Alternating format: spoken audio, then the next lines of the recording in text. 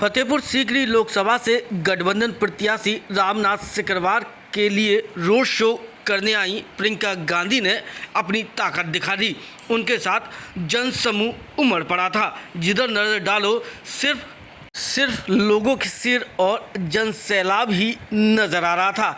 इस जनसैलाब के बीच प्रियंका गांधी और कांग्रेस प्रत्याशी रामनाथ सिकरवार खुली गाड़ी में नजर आ रहे थे, लोगों का अभिवादन कर रहे थे और फिर उसके बाद प्रियंका गांधी ने रामनाथ सिकरवार के लिए समर्थन मांगा और भाजपा पर भी हमला बोला। लेकिन विपक्ष ने अगर ये जनसैलाब देखा होगा तो उसके भी होश उड़ गए होंगे। उन्होंने रामनाथ सिकरवार के लिए लोगों से समर्थन मांगा। सुनिए उन्होंने क्या कहा।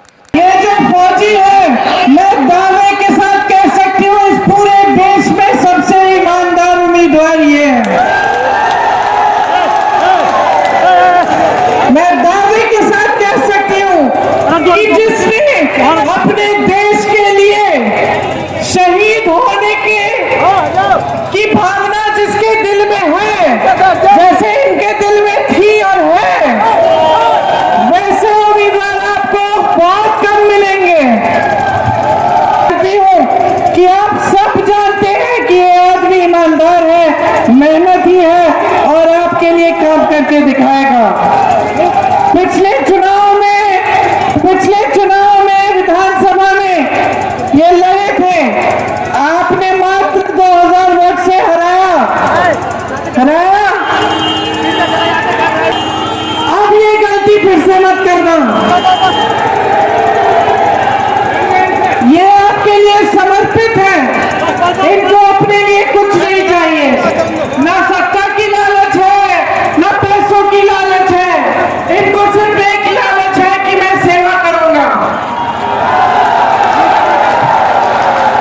तो आप सबसे पूरी उम्मीद है कि इस चुनाव में आप इनको जिताएंगे। आपने 10 सालों से आपने सब कुछ देख लिया, आपने बड़े झूठे वादे देखे हैं, आपने देश के सबसे बड़े नेता को देखा है जिसने सिर्फ आपको गुमराह किया है। सिर्फ चुनाव के समय आपके जज्बातों को उठा के, धर्म की बात करके, आपके जज्बातों को उभार के आपसे वोट लिया है, आपको दिया नहीं है। अपने बड़े खरबपति मित्रों को दिया है, देश की सारी संपत्ति उनको दी है, चाहे कोयला हो, चाहे पावर हो, चाहे बिजली हो, चाहे हवाई अड्डे हो, चाहे बंदरगाह हो, सब अपने बड़े खरबपति मित्रों को दिए हैं। आज देश में एक ऐसे प्रधानमंत्री हैं जिन्होंने 16,000 करोड़ रुपए अपने लिए 2 हवाई जहाज खरीदने के लिए खर्चे, और जब देश का गन्ने का किसान रो रहा था, उसका बकाया 15,000 करोड़ था पूरे देश का, वो बकाया नहीं पूरा किया, अपने लिए हवाई जहाज खरीदे। ऐसे प्रधानमंत्री आज गद्दी पे बैठे हैं जो आपको सच नहीं बोलते। क्या मोदी जी ने एक किसान के आंसू पोंछे? क्या मोदी जी ने एक गरीब को मदद की?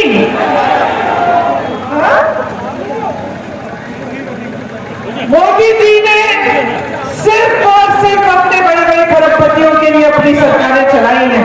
आज उनको देखिए फूल रहे फल रहे हैं, उनको तमाम जमीन मुफ्त में मिली हुई है, सारी देश की संपत्ति मिली हुई है, और आपके लिए क्या आता है? 5 किलो राशन का बोरा, 5 किलो राशन का बोरा, ठीक है, जो गरीब है ठीक है, उसके लिए अच्छा है, लेकिन आपको रोजगार क्यों नहीं मिल रहा है? इस 5 किलो राशन के बोरे पर आपको निर्भर बनाना चाहते हैं, ये आपकी आत्मनिर्भरता नहीं चाहते। अगर चाहते तो क्या अग्निवीर जैसी स्कीम लाते? अगर चाहते तो ये जो 30 लाख पद खाली पड़े केंद्र सरकार में 10 सालों में, क्या इनको नहीं भरते?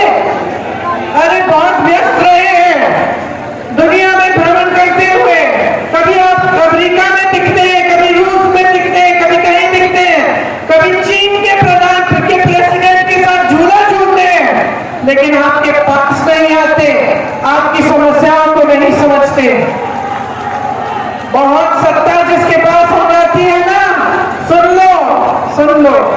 जिसके पास बहुत सत्ता हो जाती है वो अक्सर अहंकारी हो जाता है।